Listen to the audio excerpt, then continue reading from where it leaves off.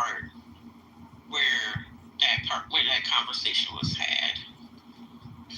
I think that this is my last thing I'll say, I promise.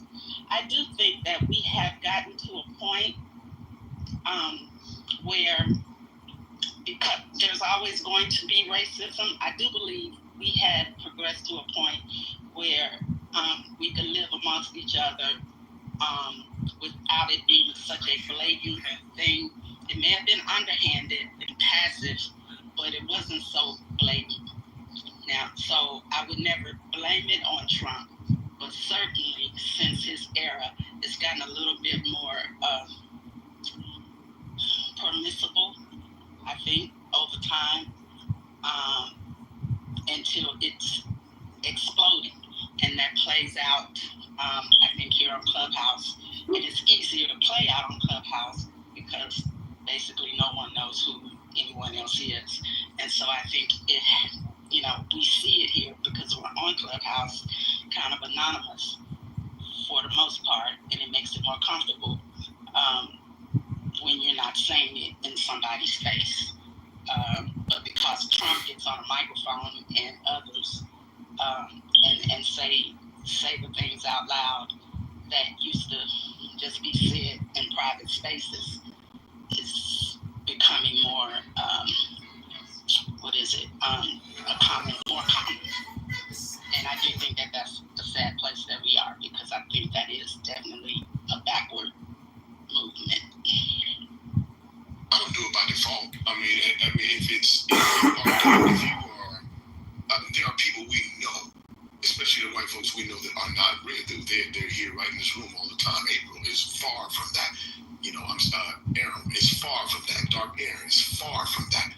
So we understand that based on conversation that we've had, but I also understand that, again, fundamentally, that everyone is born into it, and they are trying. If they are good, if they arrive in places that April or Aaron or Dark Aaron have, it is because they have worked on it. They have worked on becoming that. So by default, they are born into a system that prioritizes and they benefit from. So they understand that. But if they get to a point where they're not, where they're in April or Aaron or Dark Aaron, it's because they've worked to get to that place. So it's not as if I treat them any differently because I even understand that, because I think that's giving away my position. The one thing about being racist is that it's not you're not so much a critical thinker and are more emotional. That is a tenet of people who are racist and who endorse by passively or actively.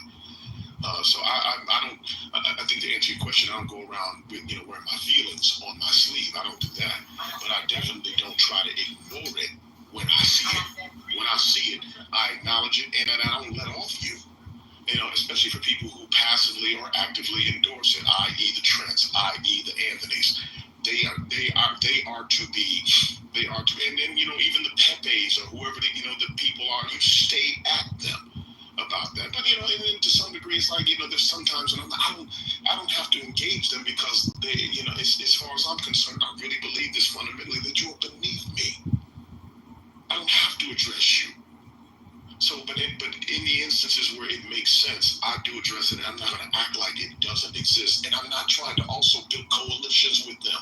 I'm not trying to find commonality with them just so that I can get along and maybe somehow change their mind at some point. I am not interested in that. That is their work to do, not mine.